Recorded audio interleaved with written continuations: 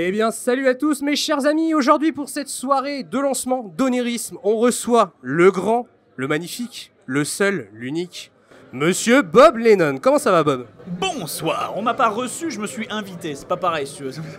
Ah d'accord, carrément, carrément dans là. Moi j'ai vu de la lumière, j'ai volé un verre, j'étais très content. Si tu veux. Ah, c'était toi là-haut en fait. D'accord. Bon alors, pour ces, j'espère peu nombreux, terriens un peu égarés qui ne te connaissent pas, est-ce que tu pourrais nous faire une petite présentation? Bonsoir, je suis Bob Lennon, et tel que vous me voyez là, je suis un youtubeur actuellement sur YouTube qui continue depuis à peu près 7 ans à faire des vidéos de jeux vidéo à la con en disant des conneries sur le gameplay, en essayant d'amuser petits et grands, généralement un mix des deux parce qu'ils grandissent en fait entre temps, si tu veux, pour ça, tu sais, le nombre de gens, de gamins qui viennent me voir, j'avais 15 ans quand je t'ai connu, maintenant j'en ai 23, sauf qu'ils font 2,50 m, pèsent 230 kg de muscles et ont une barbe que même Odin il est là, putain, je sais pas quel produit il utilise, mais street cred si tu veux, donc voilà. On est à peu près dans ce milieu-là, et là je suis invité ici pour cette soirée d'Onirisme parce que je double des personnages, alors principalement toutes, un personnage du jeu, mais aussi d'autres personnages à gauche et à droite et des PNJ pour le fun, en leur prêtant ma voix à la con, juste pour le plaisir. Donc en gros, tu vas pouvoir t'éclater, je pense. Mais je me suis déjà éclaté, on a tourné ce matin. Alors on a enregistré, c'est en plusieurs parties les enregistrements, mais là déjà on a enregistré les parties multijoueurs, qui sont en fait beaucoup de hu, ha, tu, ta, ah, et de bruitage comme ça nul, mais dès que le scénario sera plus avancé et que le jeu sera plus écrit et plus développé, il faudra passer au vrai doublage. Et là ça va être ridicule et fantastique si tu veux. Alors, on a l'occasion sur ta chaîne de te voir dans plein de jeux, dans du Resident Evil 2, dans du Minecraft, dans pas mal de choses. Est-ce que tu as un jeu vraiment de prédilection? La question. Les jeux obscurs. Du genre. Ah bah The Void, c'est un exemple par exemple. Moi il y a des jeux que je trouve et que j'adore et que je décortique et que je m'éclate dessus, mais c'est la beauté de l'autisme si tu veux, c'est la beauté quand on te donne pas des Lego, pas des Duplo, les espèces de Lego briques techniques qui datent des années 50 qui font quand tu les serres comme ça si tu veux et que personne ne connaît. Mais quand tu le fais découvrir aux gens, les gens sont là, putain mais c'est génial, et ça existe depuis quand? Oh 20 ans, mais c'est exceptionnel, j'étais pas né. Toi t'es là, oui Billy, prends ta culture. Comme ça. Et du coup, tu t'éclates à faire des tas de jeux comme ça. Alors bien sûr, en tant que youtubeur, je suis quand même obligé de faire de temps en temps une ou deux sorties histoire de rester frais, ou même des jeux qui me font plaisir, ou des mini-jeux à la con, tu vois, c'est pour ça, je fais de tout, bien sûr. Mais lorsque j'ai le temps moi-même de jouer à un jeu qui me fait plaisir à moi, c'est généralement un truc complètement obscur qui m'éclate, et que ma femme me dit « Mais tu devrais le streamer !» Moi, je suis là, mais je peux pas, ça intéresse personne. C'est un jeu où tu fais de la guérilla, et tu passes 30 heures de rangement d'inventaire pour une attaque de 5 minutes, si tu veux. Tu vois, c'est le...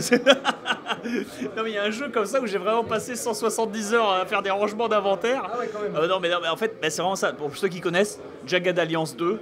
Oh là là, voilà. Du lourd. Ah, du lourd en plus, c'est pour ça. Mais Jagged Alliance 2, et Jagged Alliance 2, pas en difficulté easy, s'il te plaît. Si tu le fais en difficulté very hard ou réaliste, là où si tu te prends un tir à la tête, c'est terminé, si tu veux. Alors, pas en Iron Man, parce que je suis quand même pas fou, j'ai envie d'avoir du fun, calmons-nous. Mais du coup, voilà, t'es obligé de planifier l'équipement de chacun de tes pions, le nombre de munitions qu'ils ont, dont ils disposent, est-ce qu'ils pèsent pas trop lourd, est-ce que les gourdes sont pleines, où sont-ils, où sont les méchants, est-ce qu'on attaque de nuit, est-ce qu'on attaque de jour, voilà, c'est bon. Et est-ce que les mecs ont des relations qui collent, enfin, voilà, c'est pour ça. Donc c'est... Bah de nos jours, en fait, je crois que ça s'appelle Fire Emblem. Tu sais, celui où font des enfants et toi, t'es dans l'autisme absolu. Alors lui, s'il baise avec lui, mais ils se détestent. Mais c'est pas grave, s'ils se reproduisent, ça devrait faire un enfant qui peut balancer des lasers avec l'épée avec le bonus plus lui. Écoute, l'autisme est éternel, les jeux évoluent. Merci. Il est excellent. En termes de jeu, bon, il y a pas mal de choses qui sortent. Est-ce que tu as un jeu qui est sorti récemment où tu t'es dit, oh là là, mais ça, mais tout de suite? Merde alors. Si tu me dis Fortnite, je m'en vais.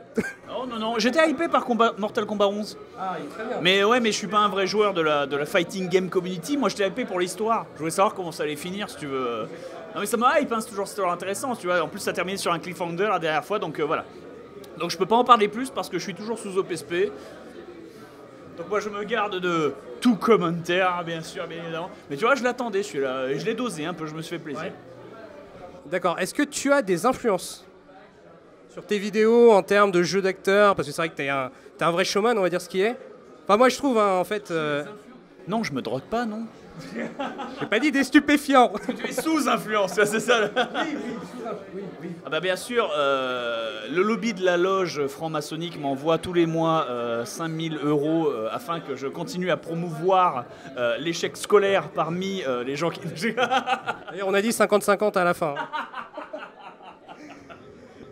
Non, influence. Ma famille, les jeux et énormément de pop culture des années 80 et 90, hein. Principalement 80, parce qu'il y avait encore une vague. Moi j'ai grandi certes dans les années 90, mais pour être vraiment influencé par les années 90, il faut y être né, j'ai l'impression, si tu veux. Parce que les années 90, là où il y avait le plus d'influence dans les années 90, c'est sur leur fin. Et sur leur fin, je commençais déjà à être un peu grand pour pas être complètement brainwashé à l'infini par les clips sur M6 qui n'étaient que des clips de couleurs. À l'époque où il n'y avait pas de clip, il y avait juste un fond d'écran Windows en fait. Quand tu écoutais M6 Musique, quoi, ça s'appelait même pas M6, c'était la 6, quoi. La 5e, évidemment, si tu veux. Donc voilà. Donc oui, moi je suis un vieux de la vieille qui vient de cette époque où l'humour était dans une espèce de lieu de non-droit, où on sortait d'une période extrêmement dure en termes d'humour que Coluche a brisé. Littéralement, il l'a brisé à coups de genoux. Hein. Il est venu, il a été le camion de sa vie, si je puis parler mal. je parle mal, mais ce que je veux dire, voilà, il a été Truck-Chan, voilà, il a été Truck-Chan et il a défoncé ce genre de code prédéfini parce qu'il était très très controversé mais vachement aimé.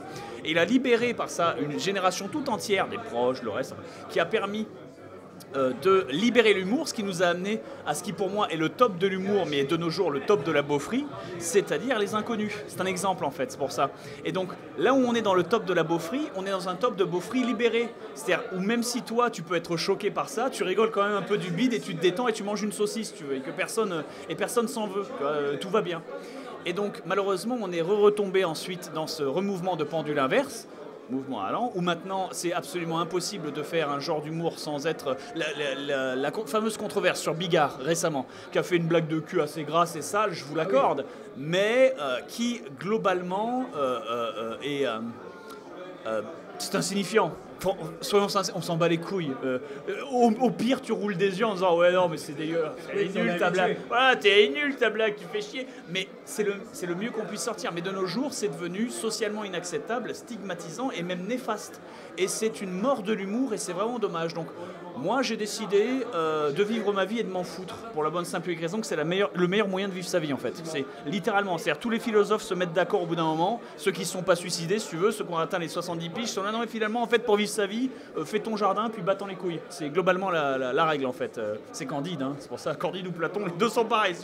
C'est fais ton jardin, bêche, bosse et bats-en les couilles. Voilà, c'est pour ça. C'est ce qu'il faut parce que sinon on serait dans une phase d'interdiction de l'humour. Et moi, ça me dérange, parce que l'humour interdit est celui qu'il est le plus important d'avoir, et je me refuse de me laisser restreindre pour ça. Alors ça ne veut pas dire du coup que dans Onirisme et le doublage que vous allez voir Carole, la gamine de 8 ans, qui fait « bite » comme ça. Non, ça marche pas, si tu veux. C'est pas ça. Je pense que c'est moyen. Voilà, ça c'est mon opinion sur le sujet. Moi, ce que je rappelle, c'est que Onirisme est un jeu qui est complètement frais et fait, un jeu AA, un jeu A,5, si tu veux, et pas triple A, hein, c'est Sarkozy qui pleure. Non, je déconne. C'est le jeu AA. Et je sais plus à qui c'était, c'est pas grave. C'est le jeu AA et le truc c'est qu'il est complètement safe c'est clairement un jeu en fait que il y a une profondeur de gameplay et toi tu t'amuses si t'es adulte. C'est Shrek 2 en fait. Tu vas le voir et tu rigoles en étant adulte, mais tu peux emmener tes enfants, c'est safe. Et les enfants ils pleurent de rire et ils trouvent ça génial et pendant 2 semaines ils vont faire les cons en imitant le film si tu veux. C'est comme ça que ça marche un gamin, hein, on le sait tous. Donc là pareil, Onirisme c'est safe. Tu peux littéralement l'offrir à un enfant et jouer avec. Donc ça c'est littéralement c'est cool parce que c'est vraiment un jeu pour notre génération. Bon, moi j'ai pas de gosse, mais si je m'y étais mis plus tôt, j'aurais déjà une gamine de 7-8 ans, si tu veux, et là ce serait idéal. C'est le moment de lui offrir ça à Noël et de jouer avec. Tu vois, c'est garanti. Et non seulement c'est garanti, mais en plus la direction artistique est tellement bien foutue que moi j'ai accepté de bosser sur le projet en un clin d'œil. À la seconde où j'ai pris la manette en main, au début j'étais pas convaincu, tu vois, je vois la gamine, je vois que c'est joli, c'est bien foutu. Je vois le trailer, je fais très bien, mais c'est un trailer. Donc toi, il peut pas pour rien, connard. C'est pour ça. Toi, il peut pas pour Endgame. Voilà. Et du coup, je me pose, je prends la manette en main. Alors certes, il reste encore 1 ou 2 trucs à peaufiner, et je leur ai dit. Et d'ailleurs, ils ont pris mon input. Enfin, ils ont pris mon... Ils en ont parlé tout à l'heure, effectivement. Absolument. Et ça, c'est fantastique. Le fait que moi, en tant que joueur, je me sois senti écouté, j'étais là, mais moi, je suis un joueur PC, je viens de Steam, je comprends pas. Qu'est-ce qui se passe? Qu'est-ce qui se passe? On prend mes opinions. Bref, tu sais, voilà. Bah là, t'es le gourou d'Onirisme, hein, ça y est, c'est bon. Oula. Oui, s'ils veulent, mais sachez sachez que moi, je prends ça d'un battement d'aile. Hein. Tu peux continuer de vénérer un âne. Je pense que l'âne, même si tu lui mets une couronne en argent et des sapes en or, il va continuer à brouter, à battre de la queue à gauche, à droite, s'en bat les couilles, si tu veux. Alors, Par contre, c'est intéressant. L'endroit est joli, l'herbe est bonne à brouter, et surtout, la direction artistique est impeccable. Je veux dire, tout est un jouet. Rien que ça, c'est génial. Rien que ça, c'est génial. Et ils l'ont bien fait, c'est frais, et à défaut d'être absolument original et tout, parce qu'il y en a qui sont là, bah oui, mais c'est juste Alice au Pays des Merveilles. Oui, c'est inspiré, mais c'est tellement différent de American Maggie Alice, par exemple, qui lui, au contraire, est bizarre, tordu et étrange. Et que là, tu peux le donner à un gamin de 7 ans, c'est juste qu'il va rien biter. Hein. Alors là, s'il y a un gamin de 8 ans et demi qui pige quoi que ce soit à Alice, Retour au Pays de la Folie, qu'on vient de me le dire, si tu veux. je pense que le chat de Cheshire dedans, tu le vois à la SPA, tu l'adoptes pas. Hein. Ouais, c'est garanti. Hein. Non, mais s'il y a un gamin qui est là et qui comprend tout au scénario, mais 20 sur 20, donnez-lui le badge du président de la République, remplace Macron. On gagne un temps fou, si tu veux. Non, mais on gagne un temps fou. Oui, bah oui, tu sais, voilà, on réinstaure la monarchie et tu sais que pendant 90 piges, ça va rouler droit. Hein. Le mec sait lire. Qu'est-ce qui se passe déjà il sait lire, écrire, compter. C'est incroyable, le système scolaire marche. Bon alors, est-ce que tu aurais un petit mot de la fin? Alors, en sachant que moi j'ai une communauté donc, qui te suit, qui s'appelle la Team Orion, et je leur ai promis que tu allais leur adresser un petit message. Donc, qu'est-ce que tu aurais à dire à la Team Orion? Voilà, ça c'est fait. J'arrive. Si jamais vous êtes déprimé, mangez, prenez une douche, dormez, masturbez-vous, passez une journée avec vos potes. Et la dépression, elle part toute seule, les enfants. C'était beau, j'en ai la larme. C'était magnifique. Bon, en tout cas, je te remercie au nom de tous. C'est le meilleur conseil que je puisse Ouais, non mais c'est vrai. C'est le meilleur conseil que je puisse donner. Tu fais ça, t'économises 900 € sur ton Xanax à la cave. Direct. T'as des projets sinon pour la suite? Non. Enfin, D'accord. vivre ma vie, continuer à accepter des projets à gauche à droite quand ils pop et qui me plaisent et continuer là-dessus. Mais Bob, tu joues à la cigale et la fourmi? Oui, évidemment, mais quelque part non, parce que si aussi j'accepte ce genre de projet, ça me permet moi de brancher et de me faire un CV qui me permettra de dire peut-être dans 10-15 ans, au fait, j'ai fait des voix plein partout, et vous êtes un studio de voix, et j'ai déjà une petite base de gens qui restent, ceux qui ont survécu, tu sais, les vieux qui sont là, il y a une vidéo qui sort, ça voilà. J'ai peut-être une base de gens que je pourrais apporter, donc est-ce que je peux faire comme Squeezie et une voix d'écureuil? Alors attends, on appelle le studio tout à l'heure, on leur pose la question. Bon. Non, mais voilà. Et du coup voilà, et certes, si jamais un jour YouTube s'arrête pour une raison X ou Y, j'ai peut-être quelque chose à faire, ça ou animateur Club Med, que tu respectes. Hein. Ah oui, totalement. Tu respectes les animateurs Club Med, hein, parce que faire ce qu'ils font en tong, déjà, c'est tendu. Voilà. Tu prends un autre perso en tong, il y a Gookie. Voilà, Akuma il est en tong constamment, tu veux, et tu le respectes Gookie si tu veux. Donc, voilà. Ah bah, j'en ai vu faire de la course en tong avec 3 picombières, c'est tout de suite c'est plus marrant. Le mot de la fin, c'est les animateurs Club Med, c'est Gookie dans Street Fighter. Voilà, c'est dit. En tout cas, merci de nous donner de la joie. Merci de ton humour et ta joie de vivre. Et puis bah continue de t'éclater. Un plaisir, hein, un régal. Je vais continuer à boire mon verre sans alcool parce que c'est juste du jus de raisin à bulles en fait. Et non mais pour de vrai. C'est vrai. Bah tiens, goûte, regarde. Oh non, mais non, écoute, c'est pas vrai. dis-moi si c'est sans alcool ou pas. Oh putain, il a raison. Non, mais moi j'ai mon jus de cerise les mecs. Hein. Je ne bois pas, je ne me drogue pas, j'en ai pas besoin. J'applique ma méthode antidépression et ça fonctionne. Qu'est-ce qui se passe? Donc son mot de la fin, ne buvez pas. Non, je déconne, allez-y. A plus.